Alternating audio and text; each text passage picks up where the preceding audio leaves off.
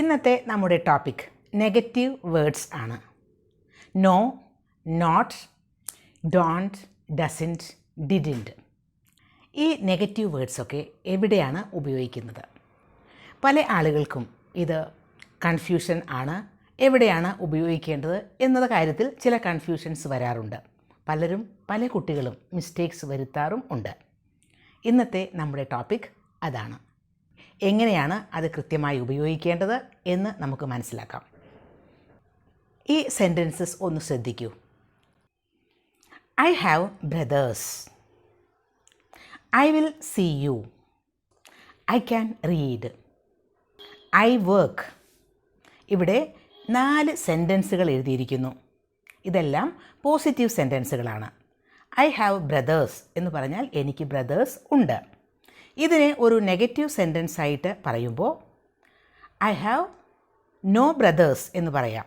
അതല്ലെങ്കിൽ I don't have brothers എന്നാക്കാം. Next sentence I will see you. ഞാൻ നിങ്ങളെ കാണും.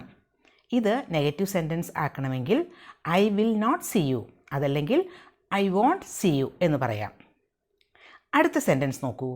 I can read. എനിക്ക് വായിക്കാൻ കഴിയും. അത് ഒരു പോസിറ്റീവ് സെൻറ്റൻസ് ആണ്. അതിനെ നെഗറ്റീവ് സെൻറ്റൻസ് ആക്കുമ്പോൾ ഐ കനോട്ട് റീഡ്, അതല്ലെങ്കിൽ I can't read. Last one I work. ഞാൻ വർക്ക് ചെയ്യുന്നു, അല്ലെങ്കിൽ ഞാൻ വർക്ക് ചെയ്യാറുണ്ട്.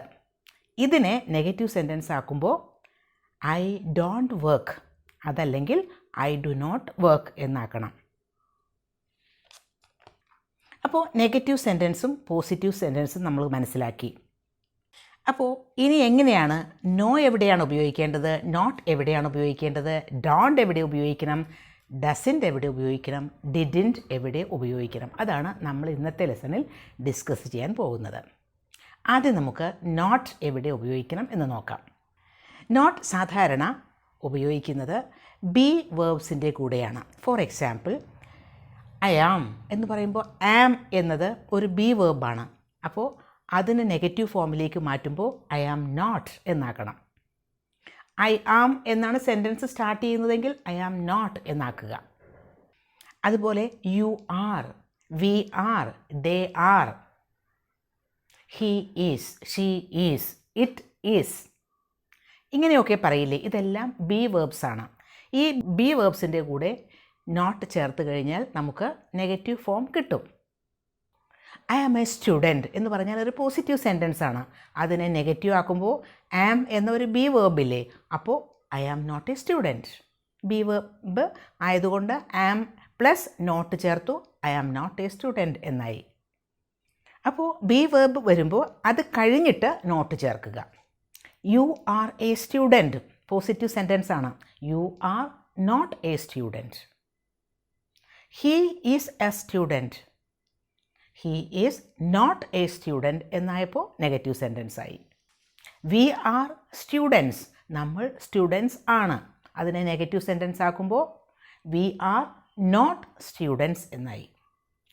ഇനി ഇതിൻ്റെയൊക്കെ നമുക്ക് ഷോർട്ട് ഫോമിൽ എഴുതാം. ഫോർ എക്സാമ്പിൾ, ഈസ് നോട്ട് എന്നതിനെ ഈസിൻറ്റ്, ആർ നോട്ട് എന്നതിനെ ആറിൻറ്റ്, അങ്ങനെ ഷോർട്ട് ഫോമിലും മാറ്റി എഴുതാം. ഹീ ഈസിൻറ്റ് എ സ്റ്റുഡൻറ്റ് എന്ന് പറഞ്ഞാൽ he is not a student. They aren't students എന്ന് പറഞ്ഞാൽ they are not students. We are learning English. ഇതൊരു പ്രസൻറ്റ് കണ്ടിന്യൂവസ് സെൻറ്റൻസ് ആണ്. We are not learning English എന്നാക്കിയപ്പോൾ വി ആർ കഴിഞ്ഞിട്ട് നോട്ട് ഉപയോഗിച്ചു. നമ്മൾ ഇംഗ്ലീഷ് പഠിക്കുന്നു എന്ന് പോസിറ്റീവ് ഫോം, നമ്മൾ ഇംഗ്ലീഷ് പഠിക്കുന്നില്ല എന്നാക്കിയപ്പോൾ നെഗറ്റീവ് സെൻറ്റൻസ് ആയി. We are learning English, we are not learning English.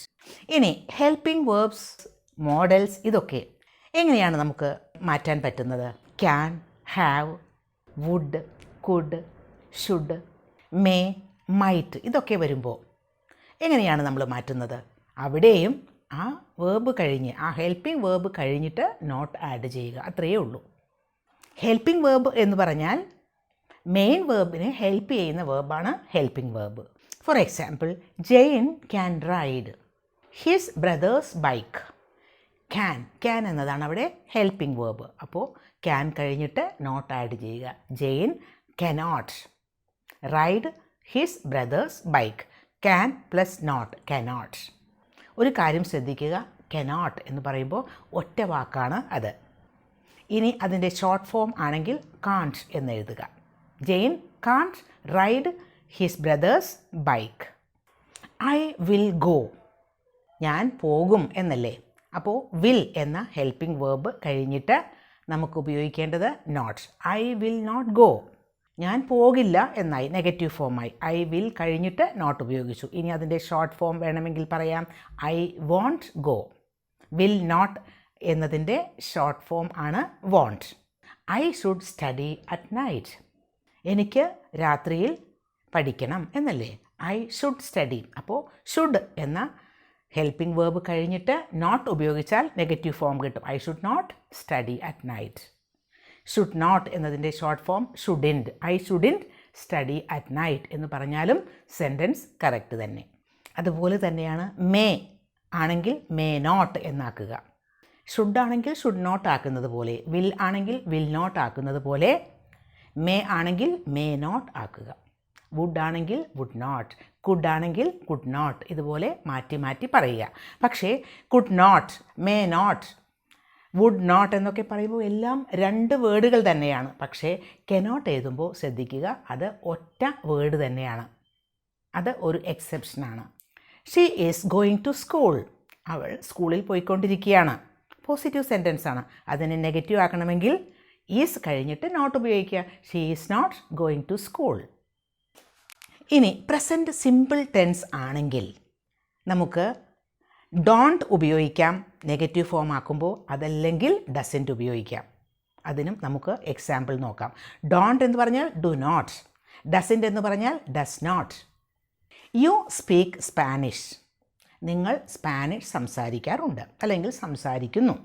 ഇത് ഒരു പോസിറ്റീവ് സെൻറ്റൻസ് ആണ്. ഇതിനെ നെഗറ്റീവ് സെൻറ്റൻസ് ആക്കുമ്പോൾ യു സ്പീക്ക് സ്പാനിഷ് എന്നാണല്ലോ. അപ്പോൾ സ്പീക്ക് എന്നതാണ് വേർബ്.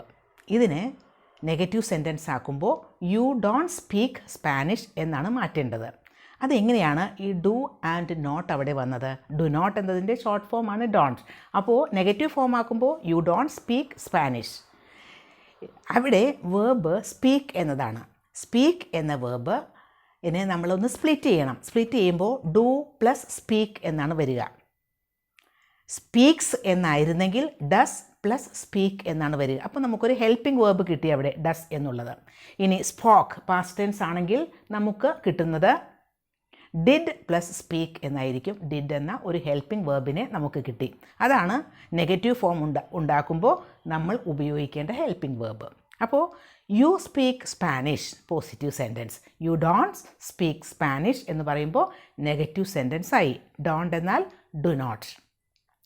യു എന്ന സബ്ജക്റ്റ് വന്നതുകൊണ്ടാണ് ഡോണ്ട് ഉപയോഗിച്ചത്. ഇനി ഐ ആണെങ്കിലും അങ്ങനെ തന്നെ, ഐ, യു, വി, ദേ. പിന്നെ പ്ലൂറൽ സബ്ജക്ട്സ് എന്തെങ്കിലും ഒക്കെ ആണെങ്കിൽ സ്പീക്ക് എന്ന് തന്നെ ഉപയോഗിക്കുക. അതേസമയം singular subjects, third person singular subjects ഒക്കെ ആണെങ്കിൽ ഹി, ഷീ, ഇറ്റ്, പിന്നെ ഏതെങ്കിലും ഒരു നെയിം ഒക്കെ ആണെങ്കിൽ സ്പീക്സ് എന്ന് ഉപയോഗിക്കണം പ്രസൻറ്റ് സിമ്പിൾ ടെൻസിൽ.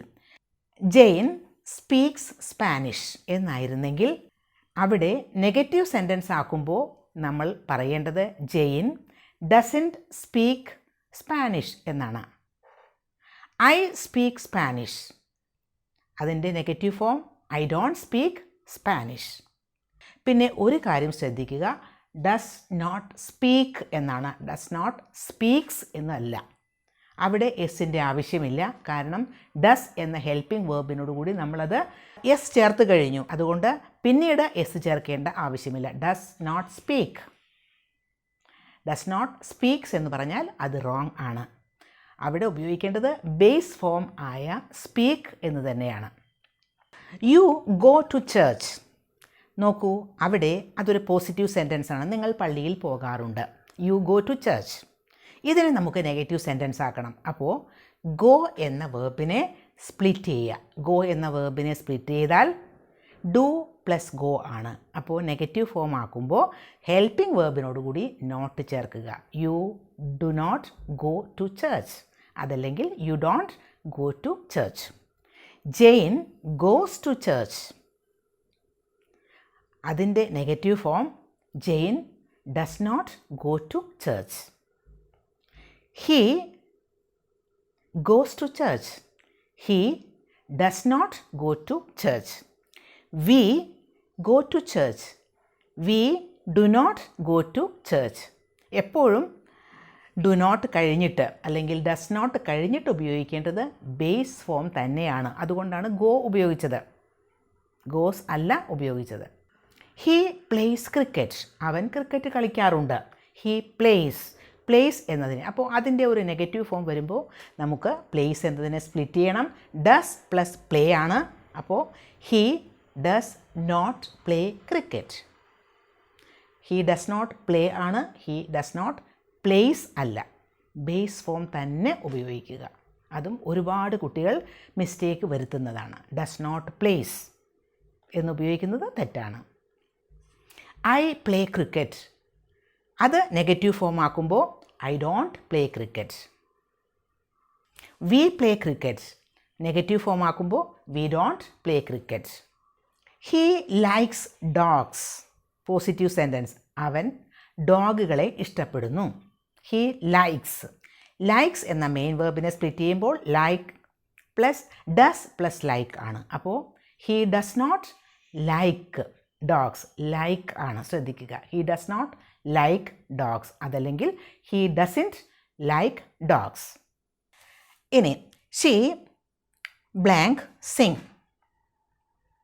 ഇത് ആ ബ്ലാങ്ക് സ്പേസിൽ ഡസൻറ്റ് യു ഉപയോഗിക്കണോ അതല്ലെങ്കിൽ ഡോണ്ട് ഉപയോഗിക്കണോ ഒന്ന് ആലോചിച്ച് നോക്കൂ. ഷീ ആണ് സബ്ജക്റ്റ്. ഷീ ആവുമ്പോൾ ഷീ ഡസൻറ്റ് സിങ്. അവൾ പാടാറില്ല. ഐ ആണ് സബ്ജക്റ്റ് ആയിരുന്നെങ്കിൽ ഐ ബ്ലാങ്ക് സിങ് എന്നായിരുന്നെങ്കിൽ ഐ ഡോണ്ട് സിങ്. ഞാൻ പാടാറില്ല എന്നായി.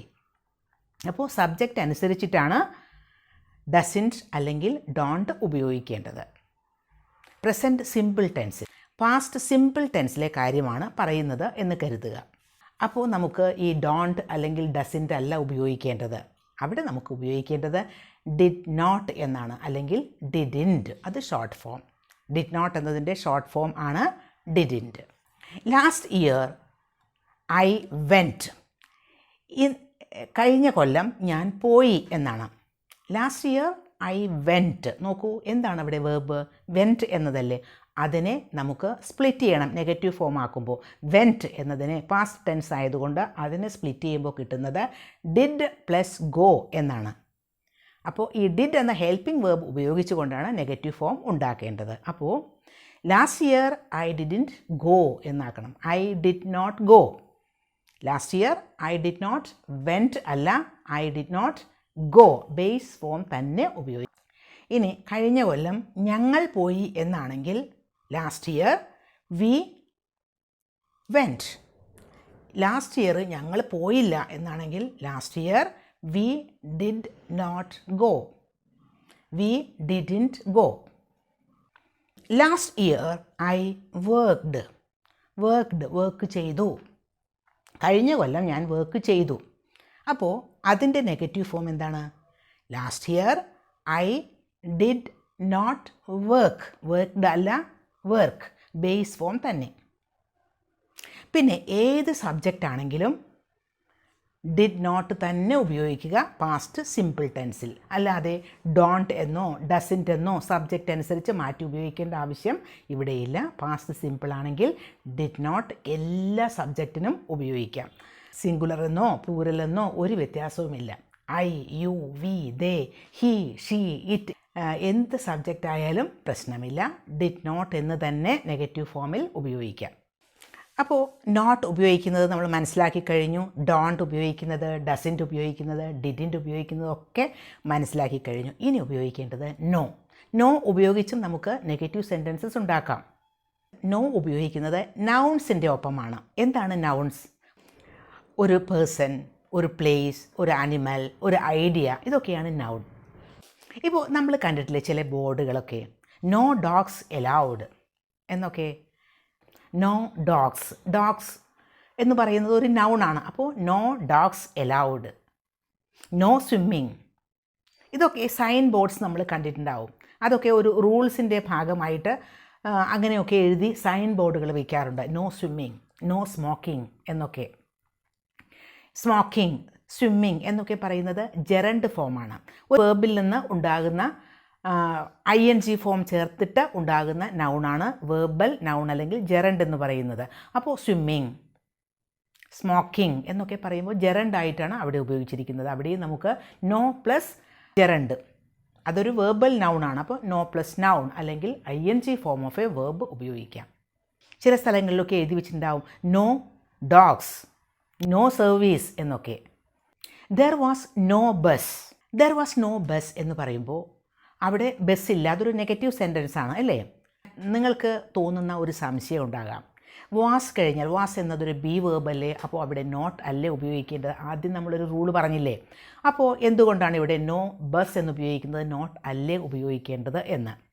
ഇത് ദർ വാസ് എ ബസ് എന്ന് പറഞ്ഞാൽ അവിടെ ഒരു ബസ്സുണ്ട്, അവിടെ ബസ് അവിടെ ഉണ്ട്. ആ ബസ്സിൻ്റെ എക്സിസ്റ്റൻസ് ആണ് ആ പറയുന്നത്. അപ്പോൾ ഇതൊക്കെ ഒരു എക്സിസ്റ്റൻഷ്യൽ നെഗേഷൻ എന്ന് പറയാം. കാരണം അവിടെ ഇല്ല. ആ ബസ് എന്ന് പറയുന്ന ആ വാക്കിന് അല്ലെങ്കിൽ ആ നൗണിൻ്റെ ഒരു ഡിറ്റർമിനർ ആയിട്ടാണ് നോ ഉപയോഗിച്ചിരിക്കുന്നത്. അപ്പോൾ ബസ്സില്ല, ബസ്സിൻ്റെ കാര്യത്തിൽ സീറോ ക്വാണ്ടിറ്റിയാണ്, ഇല്ല ബസ്, ടോട്ടൽ ആബ്സെൻസ് കാണിക്കാൻ ബസ്സിനാണ് അവിടെ ഇമ്പോർട്ടൻസ് കൊടുക്കുന്നത്, നോ ബസ് എന്ന് പറയുമ്പോൾ. അപ്പോൾ ദർ വാസ് നോ ബസ് എന്ന് പറയാം. There was not a bus എന്ന് തന്നെയാണ് അതിൻ്റെ മീനിങ്. പക്ഷേ കോമൺ ആയിട്ട് ഉപയോഗിക്കുന്നത് ദർ വാസ് നോ ബസ് എന്ന് തന്നെയാണ്.